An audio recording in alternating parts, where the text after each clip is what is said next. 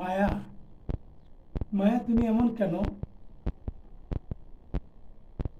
মায়া, তুমি এত নিষ্ঠুর, তুমি এত পাষাণ, তুমি এত নির্দয়।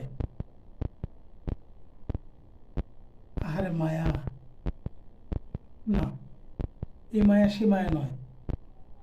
আমি কোনো মায়া নামদারি কোনো রমণীর কথা বলছি না।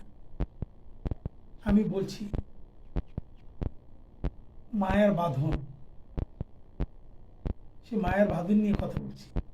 মহান আল্লাহ পাক রব্বুল আলামিন তার এই জগৎ সংসার এমনভাবে তৈরি করেছেন ভয়েরও মায়ার এক বাঁধন। আর এই বাঁধনেই আমাদের অনেক কষ্ট, অনেক পাওয়া, অনেক না পাওয়া, বেদনা, কত কিছুই না এই মায়ার বাঁধন।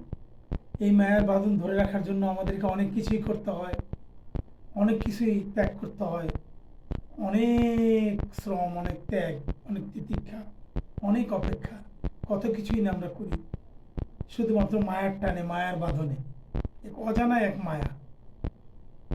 জগৎ সংসারে আত্মীয় অনাত্মীয়, যাদেরকে কোনোদিন দেখা হয়নি, যাদেরকে কোনোদিন চিনি না, মিডিয়ার মাধ্যমে দেখেছি, কোনো না কোনো ঘটনার কারণে তাদের জন্য মায়া হয়। সেই একটি পিঁপড়ে থেকে নিয়ে যে কোনো পশু পাখি বলেন আর মানুষ, আত্মীয় অনাত্মীয়, মায়া নেই কাদের জন্য, সবার জন্যই একটা মায়া। এমন এক মায়া, এ মায়ার বাঁধন হয়তো কখনো একতরফা হয়, অপর প্রান্ত থেকেও সেই মায়া হয়তো কেউ পায়, কেউ পায় না। কেউ মায়া করে, কেউ মায়া দেখায়, কেউ মায়ার ভান করে, কেউ হৃদয় থেকে একেবারে হৃদয় নিংড়ানো ভালোবাসা দিয়ে অন্তরস্থল থেকে অন্তরের অন্তঃস্থল থেকে সে মায়া দেখায়।